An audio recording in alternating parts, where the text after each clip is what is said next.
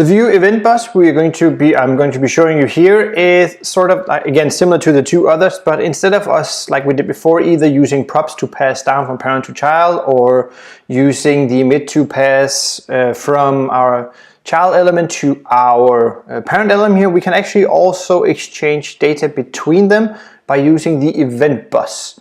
And this is, again, it's similar to the others, but let's just go through some of this. And again, in this case, I'm just going to use the header and footer because they are two siblings right next to each other. So header and footer here in our component settings.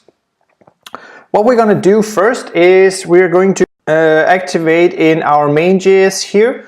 I just cheated here. Let's just delete that real quick. But here we need to tell the system that we're going to be using the bus here, or the event bus for Vue. And we do this by simply typing in what we need. So we're going to create a constant here that's called bus. And this one we're going to set equal to new Vue with a capital that one, like so. So creating a new instance here. And this is, whoopsie daisy, I need the correct sign here. This is basically our new bus, right? That's all we need to do. So now we are creating and storing in the variable called bus, and here we can actually add new data, set data, and things like this. So storage area basically. But we also want to export this bus here so we can actually use it in some of the other plugins. I was just reading plugin somewhere here. There we go. But I actually mean the other components. So we just do an export in front of it. Like we do in each of our classes here, we do export default so we can use it.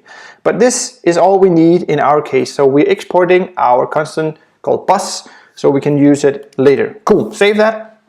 That's all we need to do in our main.js. So let's start out with here in our header. In the top of the script, we need to import it here, like we would import a component, right?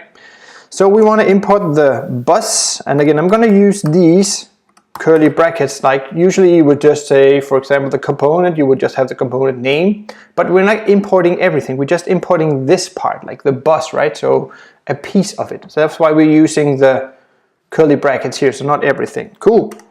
And then we need to figure out where we go. This is my location now. I need to go out of the Vue folder and then grab the main.js, right? So /main.js. This is how I import my bus so I can use it. So save this and also go to the footer, do the same thing in the script area and paste that one in as well. So both of these two components, the sibling components, they both have this imported component, this bus here. All right, in our header, we need to set up something where we can actually create the bus here that sends data, right? So we can use it. In our export, after our data object here, we are just going to create a methods, like so, with our object. And in here, we're going to create a function. Let's call this one change stuff. I'm awesome at naming things, and it's a function. And this is what we need for now. And in this one, we are going to, like we did in the last video, we just used this. Maybe it's somewhere still, you can just check. But we just used this. But this time we actually want to call the bus instead. So we are now going outside our normal Vue instance. Like here, this is our normal Vue instance. And this is the bus we're trying to use now, right? This is a new Vue instance. That's why I'm typing this, bus instead of this as well. So this, and we also want to emit data. Again, like we did before. So we're emitting this one, and similar to before, we're just going to punch stuff in here. So the name, change, stuff change, so we're switching it around. And then we're going to tell it with this string over here, what we want to emit, what we want to do, right? I changed stuff with the event bus. Awesome. So whenever I do something specifically with this emit through the bus here, it's going to change something. We'll declare that later, but this is what's going to write when we fire it.